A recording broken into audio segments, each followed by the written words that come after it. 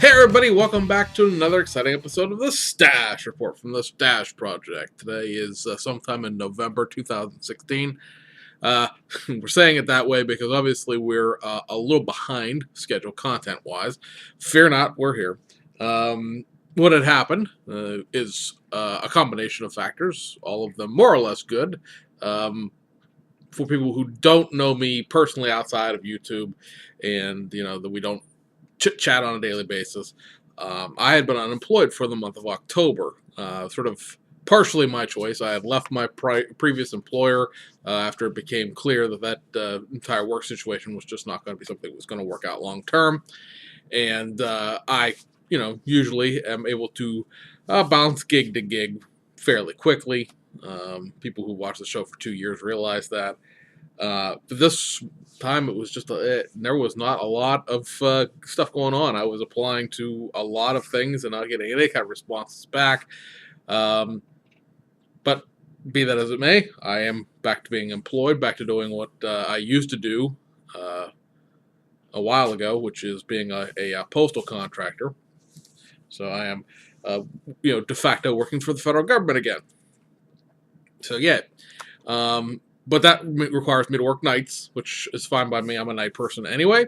However, just trying to get the schedule realigned with my sleep and everything has been quite an effort.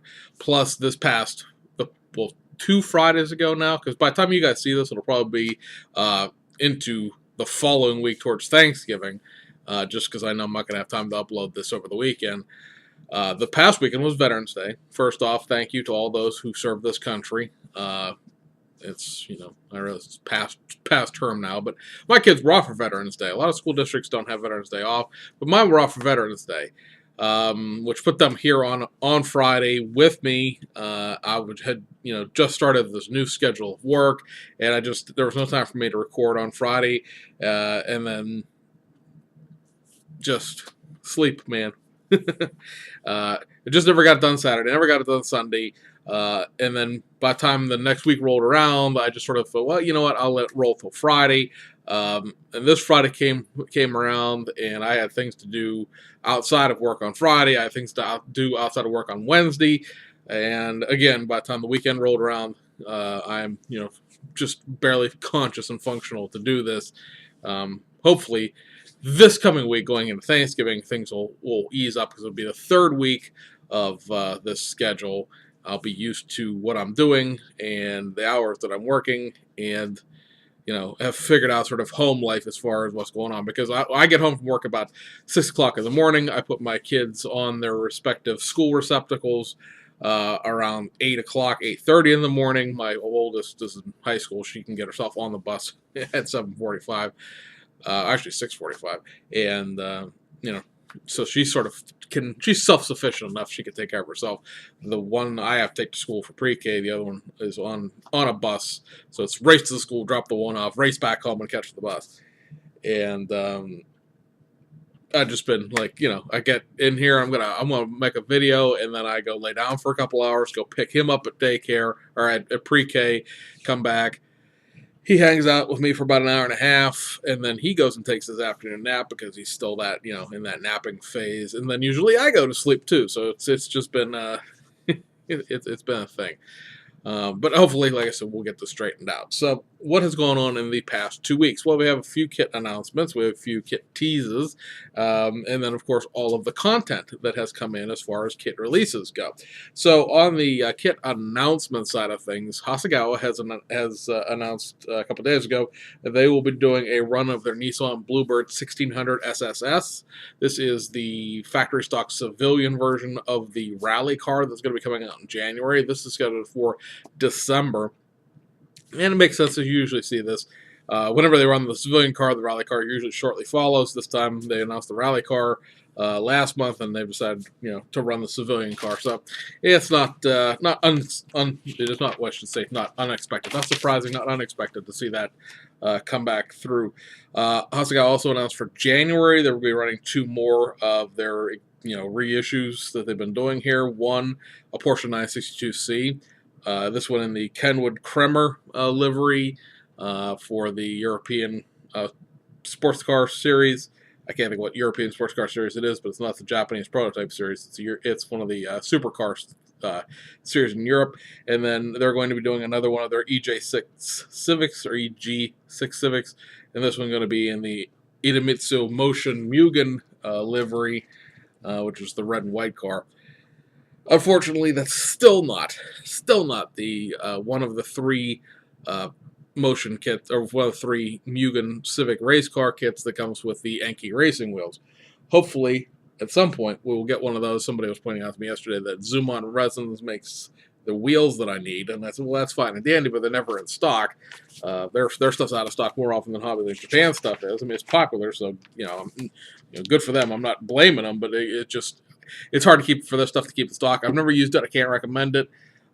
In that sense, if I can't recommend something I haven't ever used, but I do know that the wheel sets are like $18 before shipping, and it's hard for me to pay $18 for a set of wheels for a $24 model kit. And so hopefully, I'm just sort of biding my time and figuring eventually Hasegawa will reissue it. And I think that's pretty much all the actual announcements. So we'll go into teases here and get on the old computer screen here. We saw this week from various sources some stuff here. I'm trying to scroll through off screen, off camera here to catch myself on what's going on. One more kit announcement. Good thing I looked. And that is this. This is the McLaren MP431. This is the next 1/20th scale F1 kit out of Ebro. This will represent the car as it ran in the 2016 F1 series. The MP430 that came out last year was the 2015 car. The McLaren Honda team still not having a whole heck of a lot of success in F1. I haven't looked at the final season things, but when this kit was announced 2 weeks ago, I did look, and I think I got a 5th place finish as their highest finish, so it's still not a terribly competitive car. But I assume that it's only going to be a few minor tweaks here and there as far as what's different between the 2016 and the 2015 car, since the car is curbside and has no visible engine detail. That is tentatively scheduled for January at this point, so it's another, at least if nothing else, another modern F1 car. From Hasegawa, we got some built test shot photos of the Suzuki Jimny. The last several times we've seen this kit, it has just been on runners and gray plastic, so we're getting to see some built versions here. Both of them are painted the same, and basically they're showing one, which is a sort of a standard version of the vehicle with its base alloy wheel, or base steel wheels, I should say, and then the other one is the slightly upgraded version that has alloy wheels and has the covered spare tire. You notice it has a cover on the tire here, rather than it being the open spare that is on the sort of standard one. And last but not least, here we'll show you a picture of the gimmick for this kit. People who have been watching this show long enough know that in Japanese parlance, gimmick is a feature that is special. It's not necessarily a bad thing. And on this kit, the gimmick is going to be that you will be able to pose the suspension in an articulated way. It's not going to function. It's not going to work. But it'll allow you to basically, extend the suspension in different directions. And if you look at this picture, where it's two things on top of one another, it's kind of hard to see. But if you look at the bottom photo, the wheel on what would be your right is slightly lower than the one on the left, and that presents itself in this picture of the car itself, which sort of gives you the ability to create a diorama and pose it on terrain. Keep in mind it is a little K truck and it's not going to be tackling anything severely off-road, but it's just sort of a neat little quirk. I do not believe that it's going to have suspension drops for all 4 tires necessarily. Like, you can't slam it to the ground, as it were, or maybe it does. I'd have to really, get the instructions. I need to see a set of instructions and a set of parts layout to see if there are enough parts to drop all 4 wheels, or it's just this sort of thing where you can drop one side and the other in a diagonal fashion to articulate the suspension over terrain. Make sure that when this does come out, if it doesn't articulate if it doesn't slam all 4 corners, that you pay attention to what you're doing. Otherwise, you're going to have a car that's all lopsided on one side if you think you're going to slam the whole car to the ground. Let's see, what else did we get from on the photo front? A few photos here from Telford, the IPMS show over in England. These are on iModeler, I want to say, is where this was linked from. I caught the link off of another forum. But these are photos of a built McLaren 570. This is Revolve Germany, of course, and it's supposed to be out towards the end of this year, beginning of next year. It's kind of interesting that they decided to open the doors on this kit, considering the fact that it has a somewhat reduced parts count. It's still 105 parts, which is not a curbside reduced parts count, but a lot of people were kind of afraid of this kit and its AMG GT sibling because they figured that they were going to be skill level 4 and not skill level 5, which is all based on parts content in the new Revell regime of skill level. And a lot of people were, oh, it's going to be curbside, not have an engine. It's going to be so. I don't know if this kit has an engine or not. They're not showing an engine. Obviously you're seeing a top photo that shows, I think, an engine underneath all that. I can't tell underneath their crappy carbon fiber decaling whether or not there's a see-through engine cover there, sort of the way the NSX is, where you only see a portion of the engine when the kit is completed, and there's no way to sort of open the trunk, as it were. I don't know. It'll be interesting to see exactly what this comes up with, because with the reduced parts content, you're going to lose parts, as it were, into these doors. You're going to need hinges, you're going to need inner door panels, outer door panels, and I think look like there are prop rods involved there. So, I mean, you're getting like 6, 8, 10 pieces, depending on how many pieces each thing includes, because of glass. The side glass is obviously going to be separate from the interior glass now. How many parts you're losing to those two doors that could have been used someplace else. I have faith in Revolve Germany. They started making some really great kits with the Beetle and the Golfs and even the little Trabant and the Mini Cooper that was probably in some respects better than the Tamiya one. So hopefully the buying of this company by the Revell here in the United States by Hobbico isn't going to turn it into Revell in the United States. While we're on the Revell of Germany things, the Porsche 934 race cars that a lot of people were looking forward to, because this will finally, theoretically speaking at least, replace a 25, 30-year-old Tamiya kit that is a very, very basic curbside. Those have been delayed now till February, so that's probably like March for us here in the United States. And there's no real explanation of why the delay, but I'd rather have something better than nothing. I still don't know if I'm actually going to buy any of them, because I'm not that big. I know it's heresy, but I'm not that big into Porsche racing cars. All right, while we're still on teases here, we got some photos here of sprue shots from Aoshima of the Brian James transport trailer. It looks like there's two big main sprues here, and the rest of the photos after this will just be, more detailed, closer up shots of what's going on here. But you see, you got two sprues for all intents and purposes. Actually, I guess there's 4 sprue shots here now. I'm actually looking at it on the computer. There's these two, which are the main sort of frame and, I don't want to say suspension components, but that's more or less what they are. You notice. We'll spin through, like I said, more detailed shots here, but you've got the wheels, you've got a spare tire wheel, you've got the fenders, and the other side here is more of the side frame rails, and then these two have the side frame rails along with the axle supports and what will basically be the deck of the trailer itself. So moving into the more detailed shots, here you're going to get like 4 sizes of ball hitches. So that's a nice little touch. They are sort of one-piece ball hitches, where if you're looking at this, they're upside down. So the part that's towards the bottom of the screen will be what attaches to the vehicle, and then the ball hitch hangs down. Good to see they're at variable heights. Allows you a couple different options as far as what you're going to be, what your towing height is. So if you want to tow it with a I don't want to say a lowered vehicle, but if you want to tow it with one of the standard height. I'm trying to think of the kit just went in and out of my mind there. But you want to tow it with a standard height vehicle, that's there. If you tow it with something that's a little more 4x4, that's an option as well. I don't know necessarily that you could tow it with like the really 4x4, like that Hilux that's on monster truck tires. I don't think it'll drop it that low, but it's nice to see there's a couple of choices there. This next picture shows you the spare tire carrier, the actual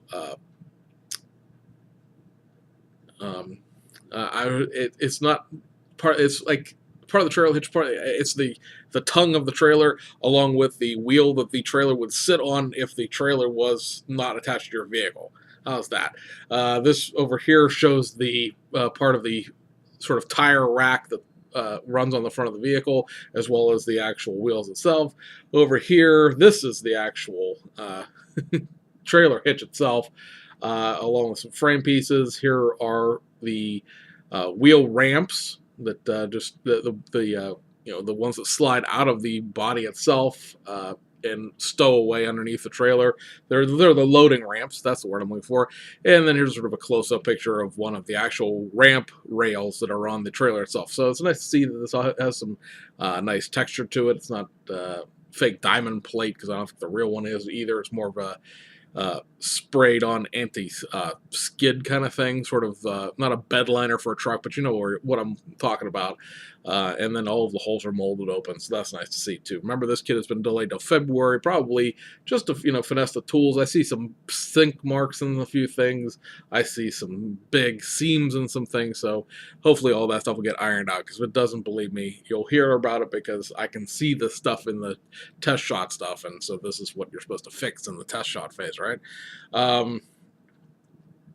Kit tease we got out of BMAX this week, and this was kind of unexpected, because I have had not a list, but a concept of ideas of what BMAX's kits were going to be for 2016 and 2017, and this wasn't on it.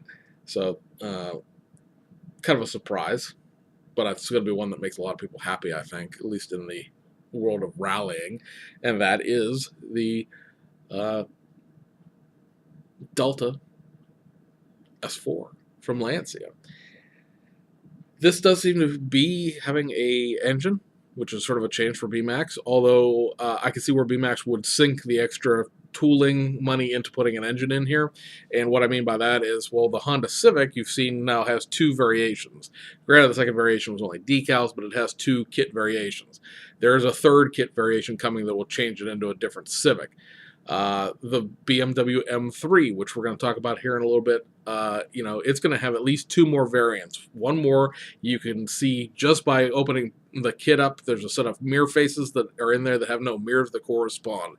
So there will be a 1992 BMW M3 with the what they're calling the Evo mirrors, the sport mirrors. And then there's also going to be an older, which we told you a long time ago, there's going to be an older, like 80s version, Group A race car kind of thing.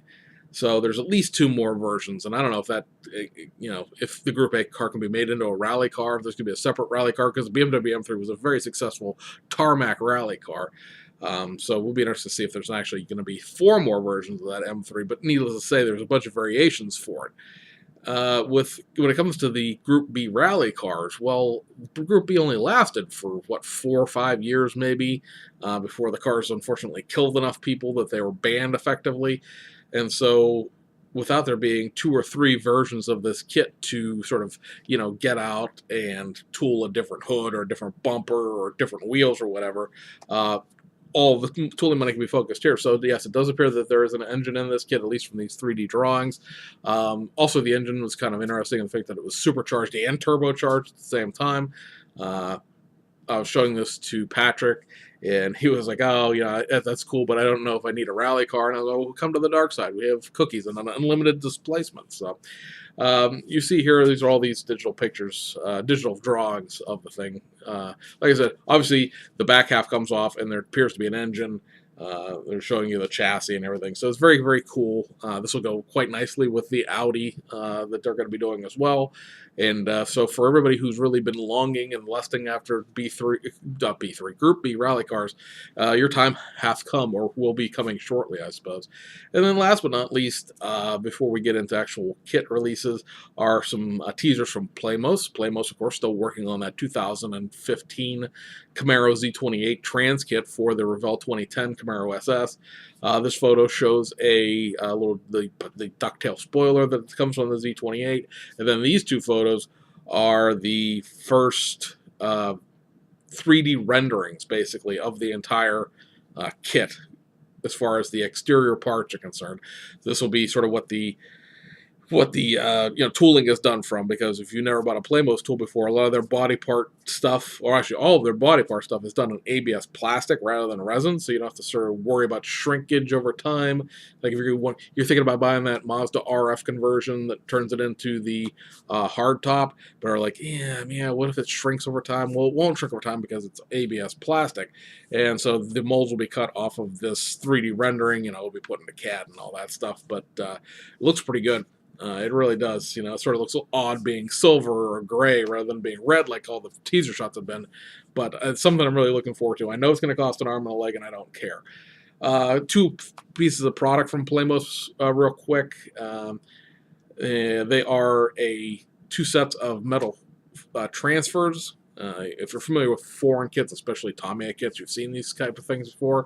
But they have made a metal transfer kit for the Revell LaFerrari. So if you want to go the cheaper, you want a LaFerrari, but you don't want to go for the whole Tamiya everything opens experience, we go for the cheaper route, because obviously the Revell kit's cheaper.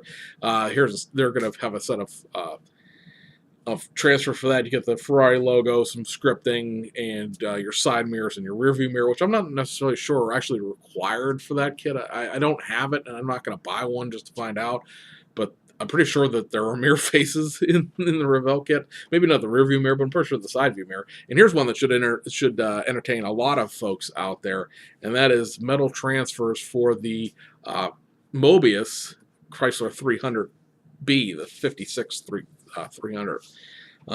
Obviously, you see here it comes with some 300 lettering, some Chrysler lettering, the side 300 Chrysler scripts as well. This is something that the kit sort of has desperately needed. Now, there is, of course, photo etch for it, but you're paying almost as much for the photo etch thing from Auto Car Garage as you are for the kit. You know how much these metal transfers are? $3. $3. It is the cheap automotive modeler salvation to the problem of not wanting to use the decals on there and not wanting to try to foil those scripts and foil the scripts with paint and sand routine. They're going to be very, very thin. For basically as thin as photo etch would be, because they are really metal, and it's a great option for people out there. I'm gonna go get a set once the job settles itself down and the pay starts coming in for it, because government contracting, you're paid on the 1st and the 15th. Anybody who's been in the service knows how that works. You pay twice a month, so we're still waiting on that first paycheck, but it's certainly an option. I was considering getting the photo etch set because I have the 55 and the 56. Be interesting if they do the 55 as well, or if that can be used on the 55. I'm not that big up on my Chryslers to know without looking if those scripts will work for both cars. But it's or if there's 300 logos on there for because it seems like there's more logos on that than you need for one car. So I'm not sure. But anyway, like I said, for $3, and it'll probably cost like $1, $1.25 to ship it to you for $4, $5 tops.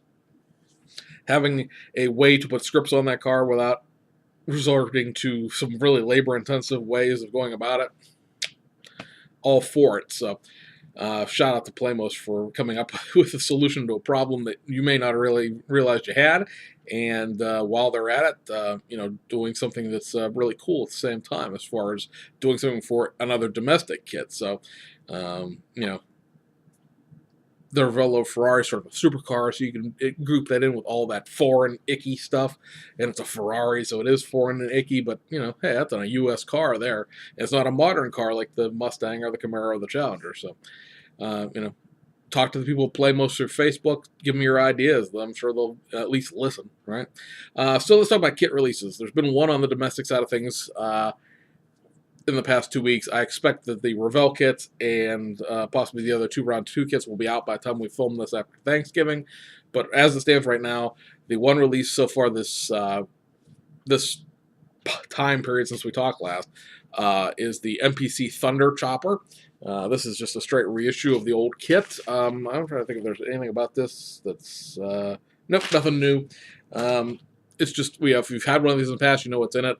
There are some redrawn decals and all that stuff that you get every time that around to reissues of model kit in general, but there's nothing new about this. There'll be some new stuff coming before the end of the year.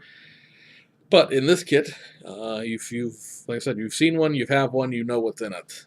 I've actually never seen the inside of one of those, so I couldn't comment on the accuracy or lack thereof. But it's certainly, something that the motorcycle crowd will like. It's sort of that generation of, at least being a nostalgic kit. It doesn't, a lot of the fake box art sort of thing, like the Lawman had that sort of retro-ish box art, even though it was a new Lindbergh kit with brand new parts to convert it. So this at least is a vintage kit. I can't think of the last time I've actually seen one of those around as far as being in the hobby shops. It's been a while since it's been out. And that's, like I said, it for the United States. Try to go look at my overseas stuff here and decide where I want to do first. So we'll start here. So Fujimi has 2 reissues out for the month so far, and that'll be it, because their other November kit was going to be the brand new Velfire Toyota van kit, but that has been delayed till December. And so you have the Mercedes-Benz E430 Avant-Garde. This is sort of a harder to find kit, at least at a reasonable price, at least as far as is concerned. A lot of people don't particularly care for this kit in the sense that it's not really all that proportionally correct, especially on the front end. However, if you want a 2000s era E-Class, guess what? It's the only game in town kind of thing. Be interesting to see if they release the rest of the series around this, because there was a 240, a 320, this 430, and then there was also an E55 AMG kit. So it'll be interesting to see if they release more of this line, or if this one kit for some reason is being reissued. Also reissued this week is what they're calling the Tune Skyline. This is a Tommy Kara tuner house. Basically, you got like some decals here and a few other little. I think the wheels might be different from the regular kit, but otherwise it's just one of Fujimi's regular M30, M20, R31 Skylines. This would be pre-GTR revival Skyline. The GT, this would be a GTMS, I believe. And you can build it as an M20 or an M30. I'm not necessarily sure what the difference is there, because I was looking and I couldn't find it, and then I have stuff to do and I was trying to sleep and, couldn't care less kind of thing. I am getting one of these, and the Mercedes too, but I'm getting one of these just because I have a couple other Tommy Kira kits, and I just like, to have a little bit of a series of models that are, genre specific. I have these sponsored race cars. I have this tuned these tuned street cars kind of things, and it's a curbside kit. It leaves a lot to be desired in that sense, but it's one of those deals where the R31 Skylines have never been done as a full detail or just a regular curbside kit, so you kind of have to decide between Aoshima's and Fujimi's which one you can tolerate more, if that makes sense, if you want to build one. That brings us over to, because Aoshima's got quite a bit of stuff here, so the one other kit, and this is the one new tool that we've been waiting on for quite a while, and that is, of course, the BMAX BMW M3 E30 91 Deutschland championship car. This is the car that won the DTM series in 1991, the Warsteiner sponsorship. We've shown you so much of this kit as far as sprue shots and test shots and everything else. There really isn't anything to say about it until we get it here. Obviously had to reduce the amount I was planning to purchase for the moment. We'll order more later when we have the ability. But I did want to keep at least one of them because it's in, and I have to ship from Hobby Japan before the end of the month. So I wanted to get this one in, before Christmas for sure. But it'll actually be in around the first of the month. I just want to get it over here and get a chance to look at it and see everything in person, because believe me, the avalanche of decals is out there. It's coming. I don't mean to make any joke about the earthquake in the well, there really wasn't a tsunami yesterday in Japan. There was a lot of tsunami warnings, but in the end, it ended up being nothing, and which is a great thing. But the impending wave, you can't see it, but believe me, for those of us who have a little bit of insight behind the scenes, it's a coming. So don't worry if you don't like this livery. They'll find you something else, because right now I know of at least 3 companies that are going to be making decals for this kit. And then the other thing came with this, well, it doesn't come with this kit. It is an additional cost, but it is for this kit, is the detail upset, which in this case is just seatbelt fabric and some photo etch. You know, it gives you the ability to, you know, do a couple of vents and, you know, put new brake rotor faces on and things like that. It's a nice, simple detail upset that, you know, will make things pop, you know, your hood pins and things like that. So that's out there. And then over at Aoshima, this is all reissues, of course. Some of these kits, like I said, really wish they would do something with, and then, you know, they haven't, and the rest of this will be wheels. So on the what they're calling the model car series, you'll remember these are old kits and new boxes. They've done 3 race cars this month, and they are the 1979 Mazda RX-7 24 Hours of Daytona car, and then you have the Nissan Silvia Super Silhouette, and then you have the Nissan BLUEBIRD Super Silhouette, the Autobox sponsorship. Really, really wish the Super Silhouette kits would come with a actual real race chassis and interior instead of being built off the old motorized tooling. The BLUEBIRD and the Silvia both share the same chassis plate. The RX-7 is the old IMA tooling. It's all just a bunch of stuff that would be cool, but it's just, I can't recommend. I want to. I really do. I think the Super Silhouettes, you know, like we talked about before, the last time they reissued the BLUEBIRD Super Silhouette about a year and a half ago, that you see where the whole Japanese bazooka styling thing of huge front wings and huge spoilers come from this racing series back in the 80s, and it'd be cool to build, because it really was a real racing series. It's not just a goofy thing. That these really what the cars look like. But I can't. I can't. The kits are just so bad.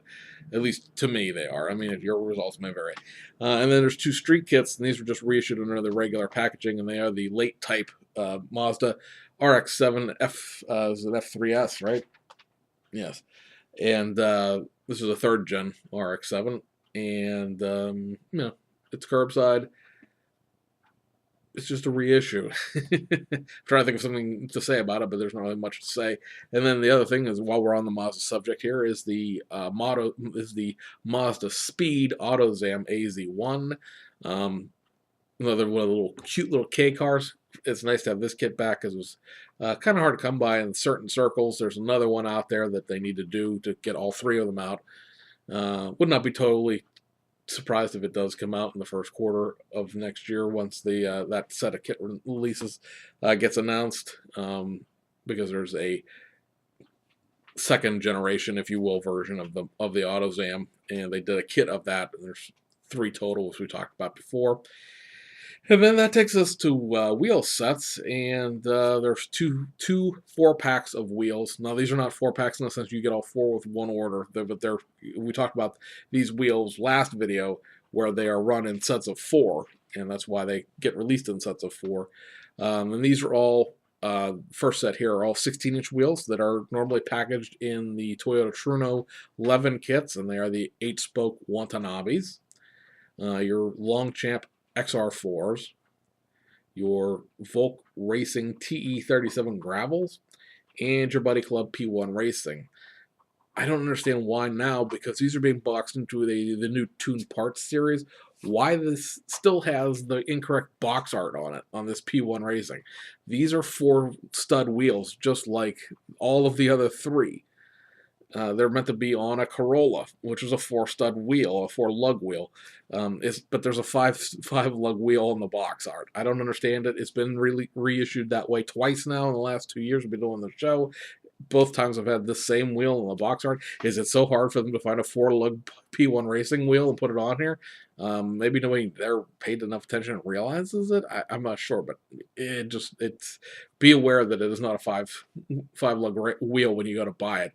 And then the other set of four wheels here are 19-inch VIP wheels, and they are the SSR Executor CV01, the SSR Professor SP2s, yes? No, those are the SP1s. And then these are the SP3s. And then these are the SS Professor MS3s. So again, several sets of wheels for your larger Toyota Nissan sedans, or whatever you choose to shove a 7/19-inch VIP wheels under. More wheels will be forthcoming in December. I think there's more wheels coming in January as well, but we'll talk about that as as time develops. And I think that's it. Pretty sure that'll cover what we're doing here. So anyway, guys, appreciate you following along. Again, apologize for the gap. We will have a show on Black Friday in some form or fashion. Or over the weekend at least. I think I have something to do for work out on Black Friday, actually, that's separate from work that I have to do in the morning. Because I do, being in the post office, it runs 7 days a week, so I do work the holidays, although Thanksgiving will be a short day. But I still do have to work Thanksgiving. And I think I have some work-related, outside of work, things to do Friday morning. I might be able to get them done Wednesday morning, but that depends on, what's actually open, the day before. People get weird about Thanksgiving. They close for weeks. My kids have a half day on Wednesday, and they go back to school till the following Tuesday. They have a Monday after Thanksgiving off, too, for some reason. So, at any rate, guys, thanks for your patience, and we'll see you guys on the other side.